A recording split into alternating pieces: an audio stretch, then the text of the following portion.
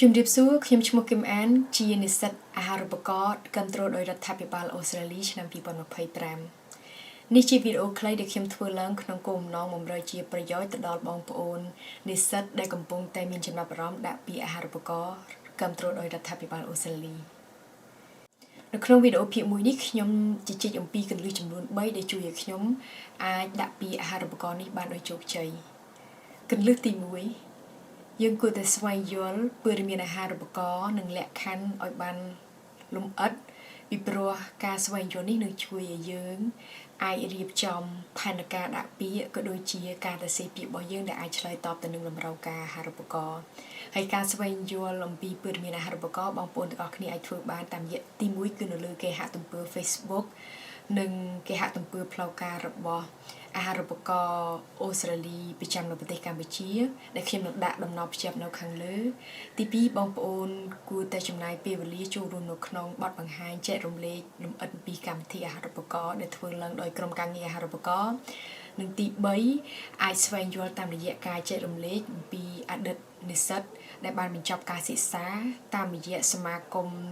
អតីតនិស្សិតកម្ពុជាពីអូស្ត្រាលីហើយនឹងការចែករំលែកនៅតាមបណ្ដាញសង្គមផ្សេងៗទី2បងប្អូនទាំងអស់គ្នាមានពេលវេលាតែ3ខែប៉ុណ្ណោះនៅក្នុងការរៀបចំពាក្យហើយរឹតតែជាពេលវេលាដែលខើចស្ដួយស្ដឹងសម្រាប់អ្នកដែលមិនទាន់មានឯកសាររដ្ឋបាលផ្លូវការគ្រប់គ្រាន់និងមិនទាន់បានប្រឡងភាសាអង់គ្លេសដូចនេះការមាន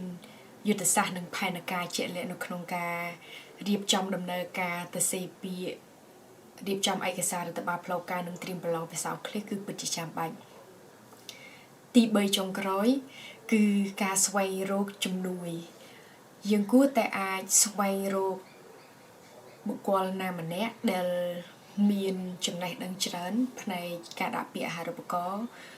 ហើយបើអាចគឺជាអ្នកដែលប្រើប្រាស់ភាសាអង់គ្លេសជាភាសាដើមគឺពិតជាល្អដើម្បីកាត់អាចជួយពិនិត្យថាតើពាក្យដែលយើងទៅសេចូលនៅក្នុងពាក្យស្នើសុំអាហារូបករណ៍ពិតជាមានអត្ថន័យគ្រប់គ្រាន់ងាយស្រួលស្ដាប់ហើយមានចំណុចជាក់លាក់ហើយនៅហើយយើងបន្ទាប់ពីទទួលបាន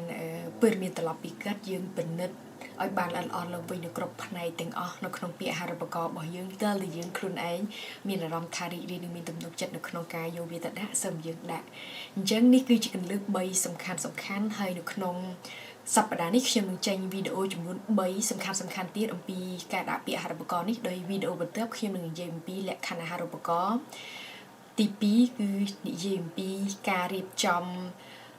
ផែនការបានជាក់លាក់ថាតើយើងគួរធ្វើមួយណាមុនរវាងពាក្យរវាងការរៀបចំឯកសាររដ្ឋបាលហើយនឹងការត្រៀមសម្រាប់ប្រឡងភាសាអង់គ្លេសហើយវីដេអូទី3នឹងខ្ញុំនឹងនិយាយលម្អិតអំពីការសរសេរពាក្យកន្លឹះនៅក្នុងការសរសេរពាក្យតែម្ដងអញ្ចឹងរងចាំក្នុងសប្តាហ៍នេះបងប្អូននិស្សិតទាំងអស់គ្នាទទួលបានកន្លឹះសំខាន់នៅក្នុងវីដេអូចំនួន3បន្ទាប់កុំភ្លេចរងចាំទស្សនាសូមអរគុណ